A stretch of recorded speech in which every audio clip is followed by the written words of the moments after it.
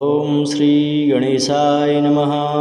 श्री संतान गोपाल स्तोत्रम। श्री समकमलपत्राक्षं देवकी नंदनं हरिं श्रुतसंप्राप्तये कृष्णं नमामि मधुसूदनं। नमाम्यहं वासुदेवं श्रुतसंप्राप्तये हरिं यशोदाङ्कगतं बालं गोपालं नन्दनन्दनम् अस्माकं पुत्रलाभाय गोविन्दं मुनिवन्दितं। नमाम्यहं वासुदेवं देवकी नन्दनं सदा गोपालं डिम्बकं वन्दे कमलापतिमच्युतं। पुत्रसंप्राप्तये कृष्णं नमामि यदुपुङ्गं पुत्रकामेष्टिफलदं गञ्जाक्षं कमलापतिं। देवकी नन्दनं वन्दे श्रुतसंप्राप्तये मम पद्मापते पद्मनेत्र पद्मनाभ जनार्दन।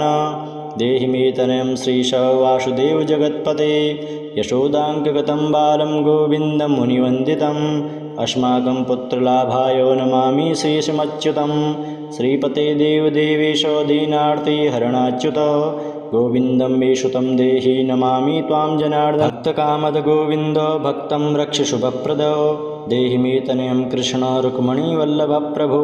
रुक्मणीनाथ सर्वेश देहि मे तनयं सदा भक्तमन्दारपद्माक्ष त्वामहं शरणं गतः। देवकीसुत गोविन्द वासुदेव जगत्पते देहि मे तनयं कृष्ण त्वामहं शरणं गतः। वासुदेव जगद्वन्द्यं श्रीपते पुरुषोत्तम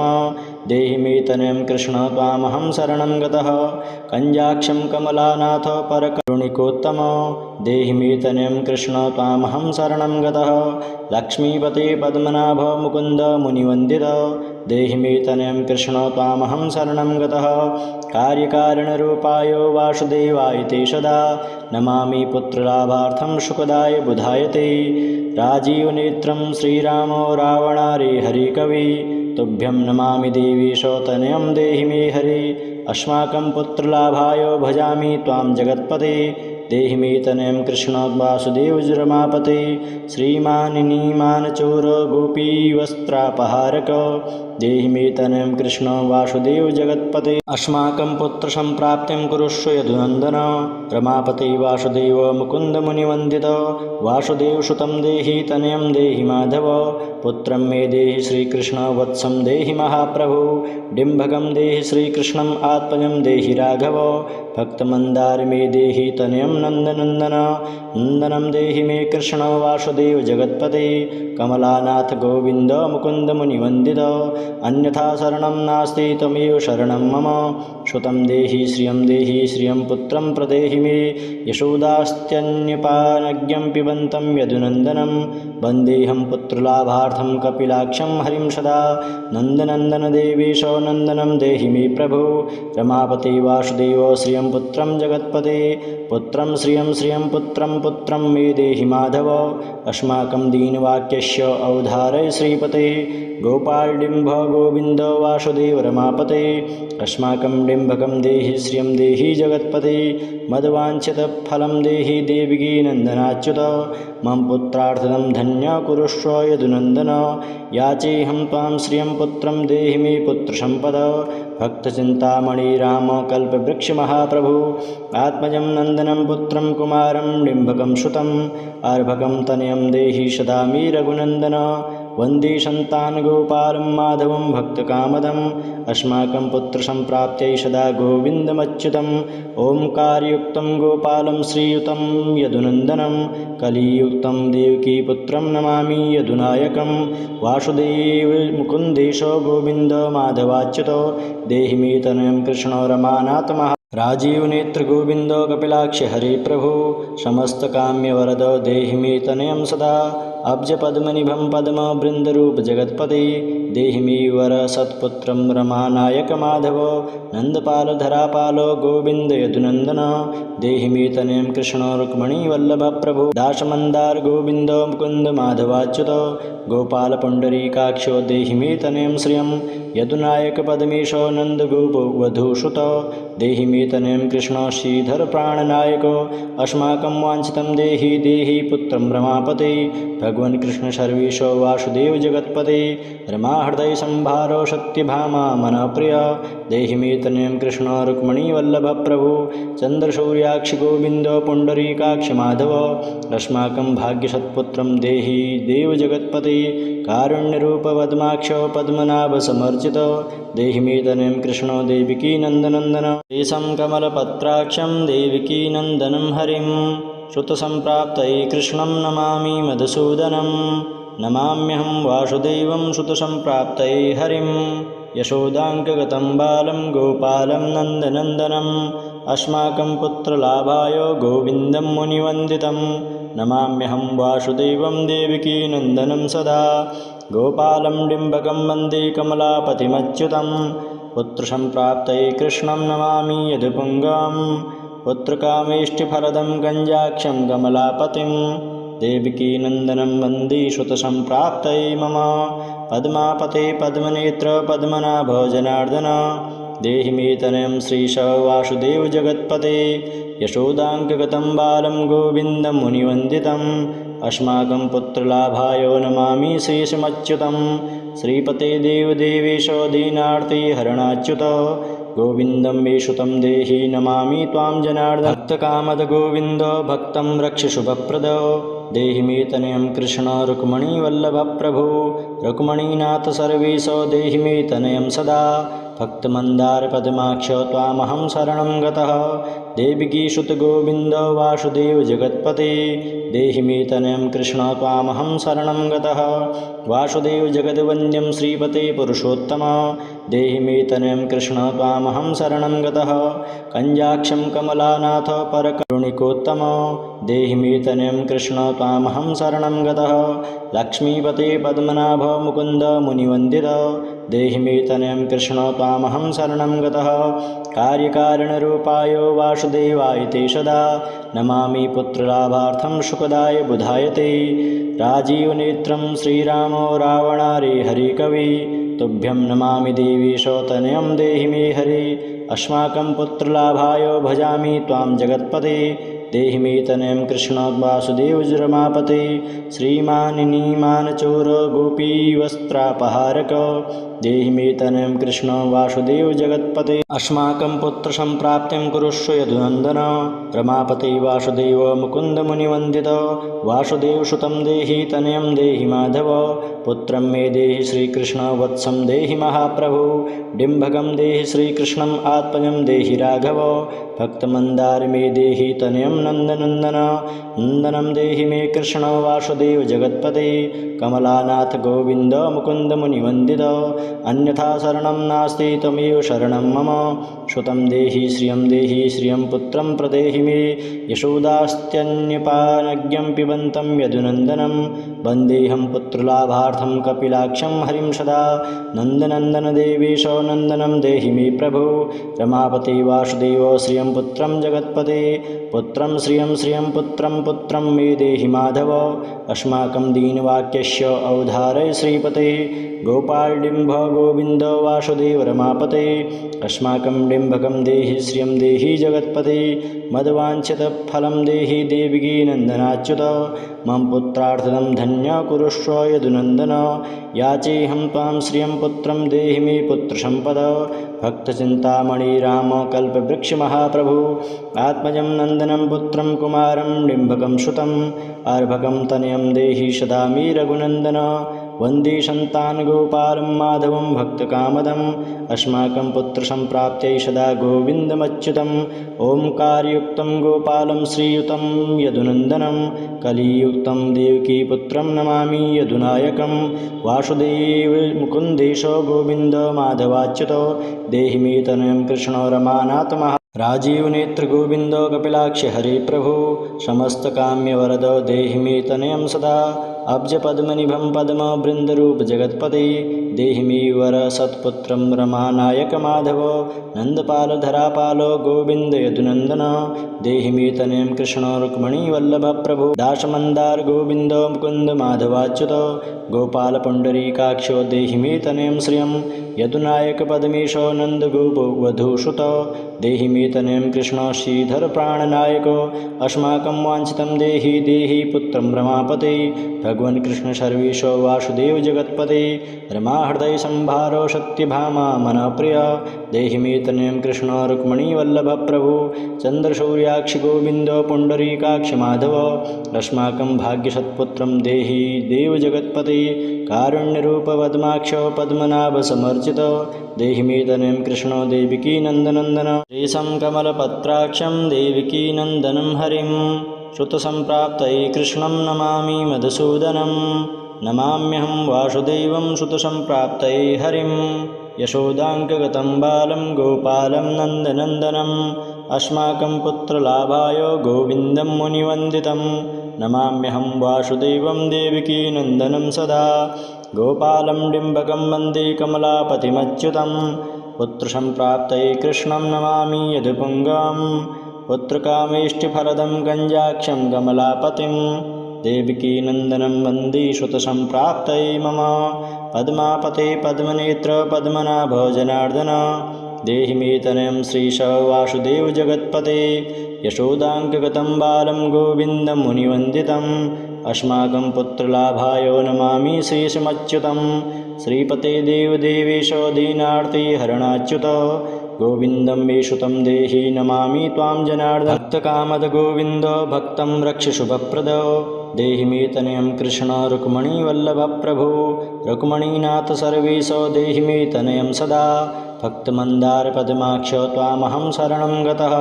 देवकी सुत गोविन्द वासुदेव जगत्पते देहि मे तनयं कृष्ण त्वामहं शरणं गतः वासुदेव जगद्वन्द्यं श्रीपते पुरुषोत्तम देहि मे तनयं कृष्ण त्वामहं शरणं गतः कञ्जाक्षं कमलानाथ परकरुणिकोत्तम देहि मे तनयं कृष्ण त्वामहं शरणं गतः लक्ष्मीपते पद्मनाभ मुकुन्द मुनिवन्दित देहि मे तनयं कृष्ण त्वामहं शरणं गतः कार्यकारणरूपाय वासुदेवाय ते सदा नमामि पुत्रलाभार्थं सुखदाय बुधाय ते राजीवनेत्रं श्रीरामो रावणारे हरिकवि तुभ्यं नमामि देवीश तनयं देहि मे हरि अस्माकं पुत्रलाभाय भजामि त्वां जगत्पते देहि मे तनयं कृष्ण वासुदेव रमापते श्रीमानिनीमानचोर गोपीवस्त्रापहारक देहि मे तनयं कृष्ण वासुदेव जगत्पते अस्माकं पुत्रसम्प्राप्तिं कुरुष्व यदुनन्दन रमापते वासुदेव मुकुन्द मुनिवन्दित वासुदेवसुतं देहि तनयं देहि माधव पुत्रं मे देहि श्रीकृष्ण वत्सं देहि महाप्रभु डिम्भकं देहि श्रीकृष्णम् आत्मजं देहि राघव भक्तमन्दार मे देहि तनयं नन्दनन्दन नन्दनं देहि मे कृष्ण वासुदेव जगत्पते कमलानाथ गोविन्द मुकुन्द मुनिवन्दित अन्यथा शरणं नास्ति त्वमेव शरणं मम श्रुतं देहि श्रियं पुत्रं प्रदेहि मे यशोदास्त्यन्यपानज्ञं पिबन्तं यदुनन्दनं वन्देऽहं पुत्रलाभार्थं कपिलाक्षं हरिं सदा नन्दनन्दन देवेश नन्दनं देहि मे प्रभु रमापते वासुदेव श्रियं पुत्रं जगत्पते पुत्रं श्रियं पुत्रं मे देहि माधव अस्माकं दीनवाक्यस्य अवधारय श्रीपते गोपालडिम्भ गोविन्द वासुदेव रमापते अस्माकं डिम्भकं देहि श्रियं देहि जगत्पते मद्वाञ्छितफलं देहि देवकी नन्दनाच्युत मम पुत्रार्थदं धन्य कुरुष्व यदुनन्दन याचेऽहं त्वां श्रियं पुत्रं देहि मे पुत्रसम्पद भक्तचिन्तामणि राम कल्पवृक्षमहाप्रभु आत्मजं नन्दनं पुत्रं कुमारं डिम्भकं सुतम् अर्भकं तनयं देहि सदा मे रघुनन्दन वन्दे सन्तानगोपालं माधवं भक्तकामदम् अस्माकं पुत्रसम्प्राप्त्यै सदा गोविन्दमच्युतम् ओङ्कारयुक्तं गोपालं श्रीयुतं यदुनन्दनं कलियुक्तं देवकीपुत्रं नमामि यदुनायकं वासुदेव मुकुन्देश गोविन्द माधवाच्युत देहि मे तनयं कृष्ण रमानाथ महा राजीवनेत्र गोविन्द कपिलाक्ष हरे प्रभु समस्तकाम्यवरद देहि मे तनयं सदा अब्जपद्मनिभं पद्मवृन्दरूप जगत्पते देहि मे वर सत्पुत्रं रमानायक माधव नन्दपालधरापाल गोविन्द यदुनन्दन देहि मे तनयं कृष्ण रुक्मणी वल्लभ प्रभु दासमन्दार गोविन्द मुकुन्द माधवाच्युत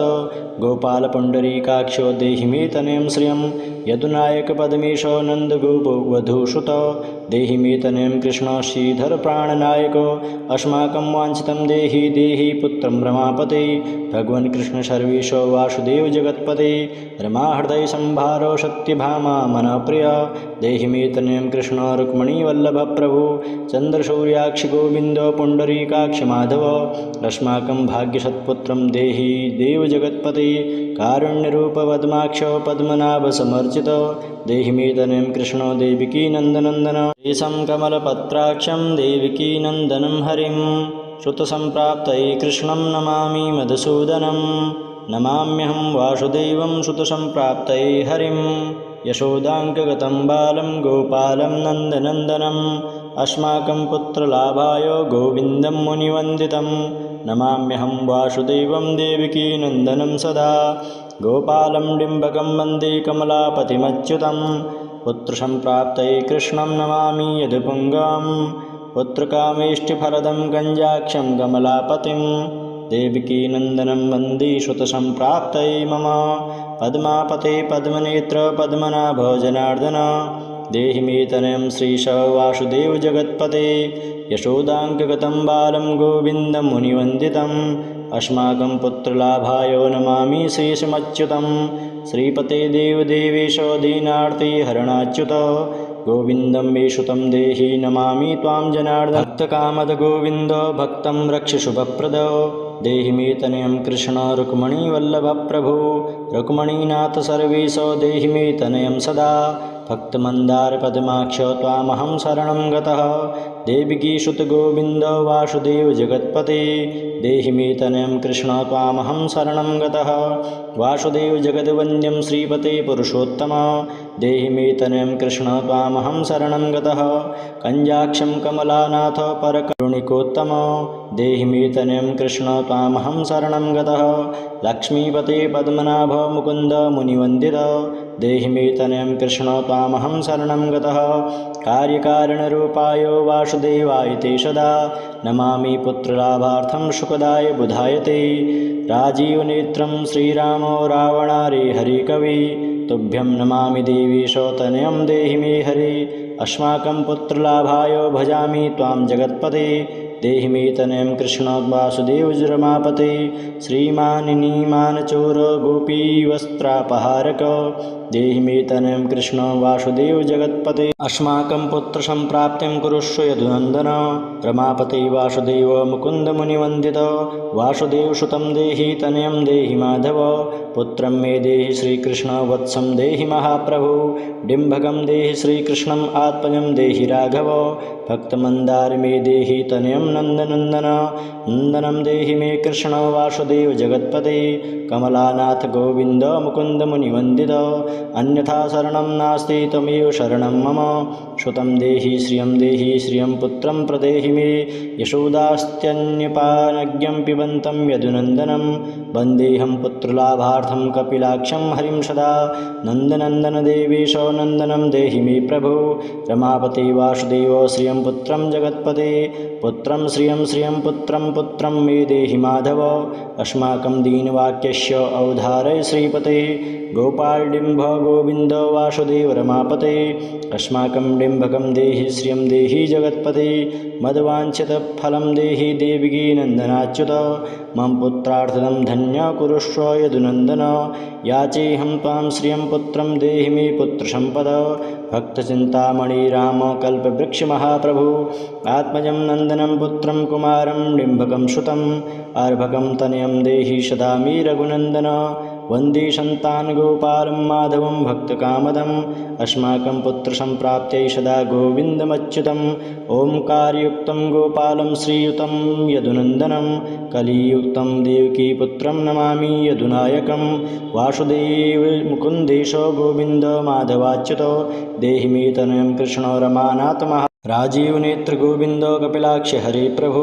समस्तकाम्यवरद देहि मे तनयं सदा अब्जपद्मनिभं पद्मवृन्दरूप जगत्पते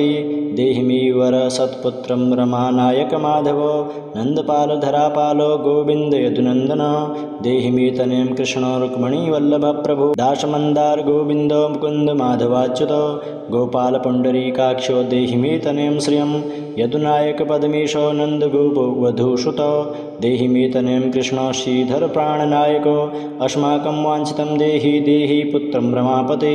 भगवन् कृष्णशर्वेशो वासुदेव जगत्पते रमाहृदयसंभारो शक्तिभामा मनःप्रिय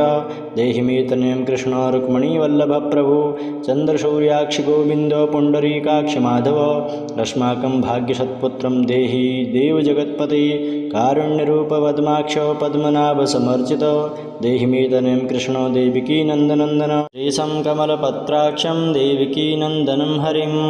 श्रुतसम्प्राप्तये कृष्णं नमामि मधुसूदनं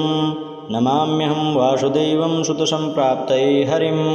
यशोदाङ्कगतं बालं गोपालं नन्दनन्दनम् अस्माकं पुत्रलाभाय गोविन्दं मुनिवन्दितं नमाम्यहं वासुदेवं देवकीनन्दनं सदा गोपालं डिम्बकं वन्दे कमलापतिमच्युतं पुत्रसम्प्राप्तये कृष्णं नमामि यदुपुङ्गं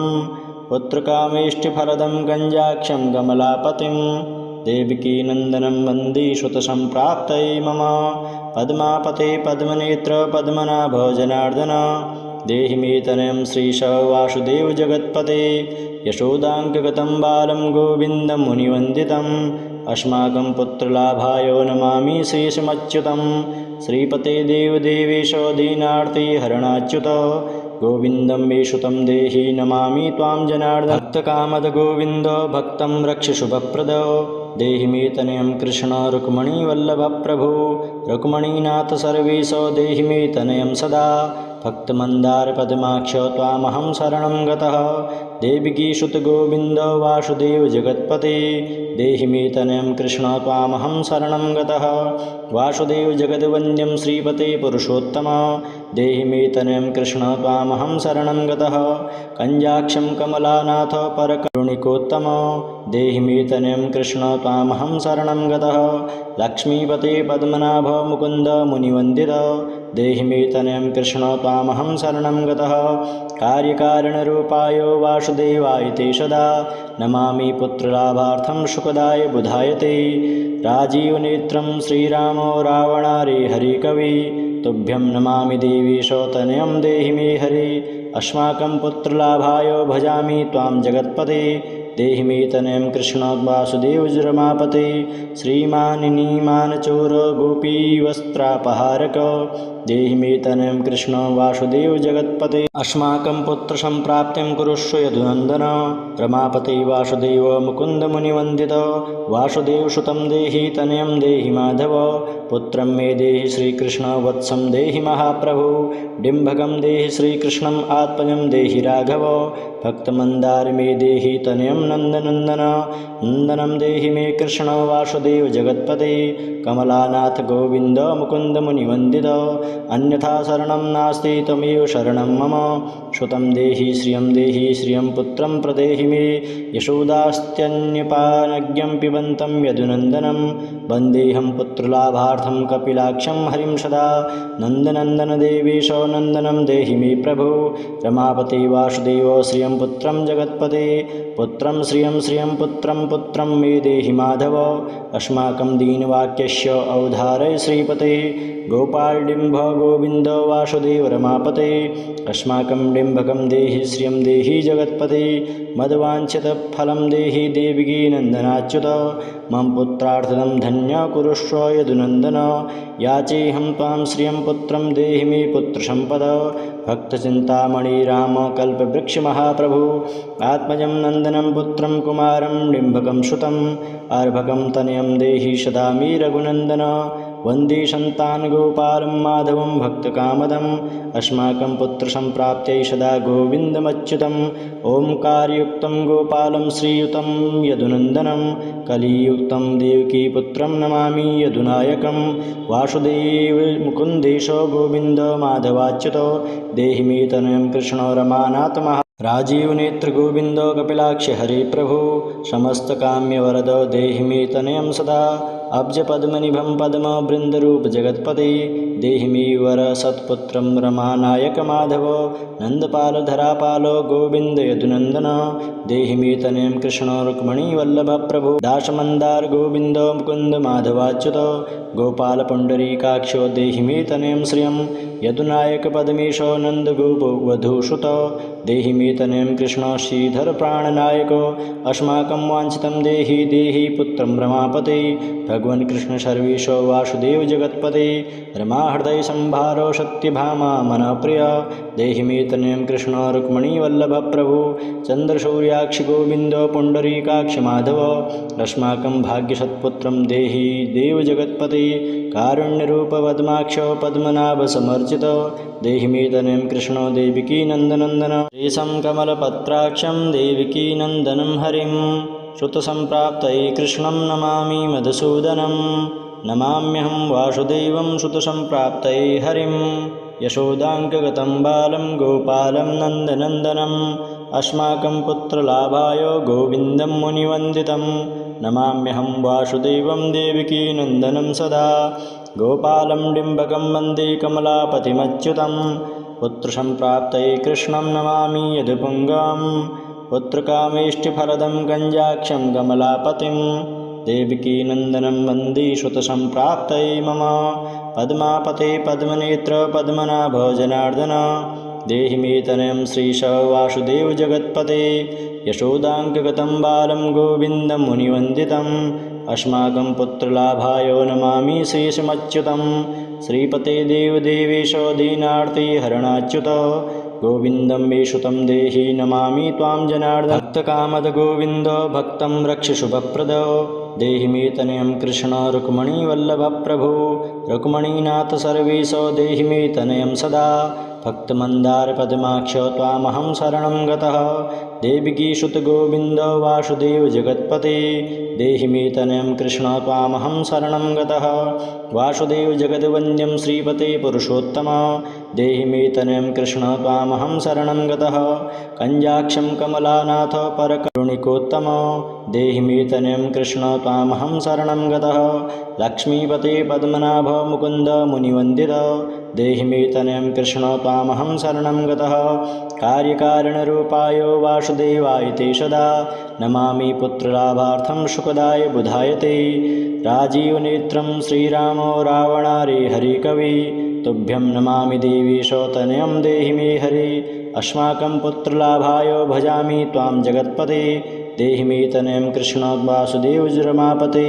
श्रीमानिनीमानचोर गोपीवस्त्रापहारक देहि मे तनयं कृष्ण वासुदेव जगत्पते अस्माकं पुत्रसम्प्राप्तिं कुरुष्व यदुनन्दन रमापते वासुदेव मुकुन्द मुनिवन्दित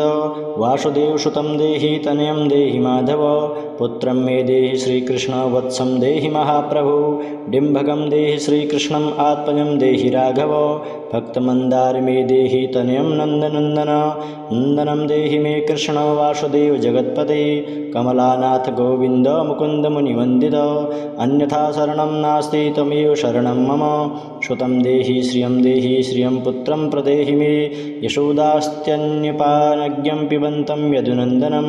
वन्देऽहं पुत्रलाभार्थं कपिलाक्षं हरिं सदा नन्दनन्दन देवेश नन्दनं देहि मे प्रभु रमापते वासुदेव श्रियं पुत्रं जगत्पते पुत्रं श्रियं पुत्रं मे देहि माधव अस्माकं दीनवाक्यस्य अवधारय श्रीपते गोपालडिम्भ गोविन्द वासुदेव रमापते अस्माकं डिम्भकं देहि श्रियं देहि जगत्पते मद्वाञ्छितफलं देहि देवकी नन्दनाच्युत मम पुत्रार्थदं धन्य कुरुष्व यदुनन्दन याचेऽहं त्वां श्रियं पुत्रं देहि मे पुत्रसम्पद भक्तचिन्तामणि राम कल्पवृक्षमहाप्रभु आत्मजं नन्दनं पुत्रं कुमारं डिम्भकं सुतम् अर्भकं तनयं देहि सदा मे रघुनन्दन वन्दे सन्तान् गोपालं माधवं भक्तकामदम् अस्माकं पुत्रसम्प्राप्त्यै सदा गोविन्दमच्युतम् ओङ्कारयुक्तं गोपालं श्रीयुतं यदुनन्दनं कलियुक्तं देवकीपुत्रं नमामि यदुनायकं वासुदेव मुकुन्देश गोविन्द माधवाच्युतो देहि मे तनयं कृष्ण रमानाथ महा राजीवनेत्र गोविन्द कपिलाक्ष हरे प्रभु समस्तकाम्यवरद देहि मे तनयं सदा अब्जपद्मनिभं पद्मवृन्दरूपजगत्पते देहि मे वर सत्पुत्रं रमानायकमाधव नन्दपालधरापालो गोविन्द यदुनन्दन देहि मे तनयं कृष्ण रुक्मिणीवल्लभप्रभु दासमन्दार गोविन्द मुकुन्द माधवाच्युत गोपालपुण्डरीकाक्षो देहि मे तनयं श्रियं यदुनायकपदमीशो नन्दगोपवधूसुत देहि मे तनयं कृष्ण श्रीधर प्राणनायको अस्माकं वाञ्छितं देहि देहि पुत्रं रमापते भगवन् कृष्ण सर्वेशो वासुदेव जगत्पते रमाहृदय संभारो सत्यभामा मनःप्रिय देहि मे तनयं कृष्ण रुक्मिणीवल्लभप्रभु चन्द्रसूर्याक्षि गोविन्द पुण्डरीकाक्ष माधव अस्माकं भाग्यसत्पुत्रं देहि देव जगत्पते कारुण्यरूपपद्माक्ष पद्मनाभसमर्चित देहि मे तनयं कृष्ण देविकी नन्दनन्दन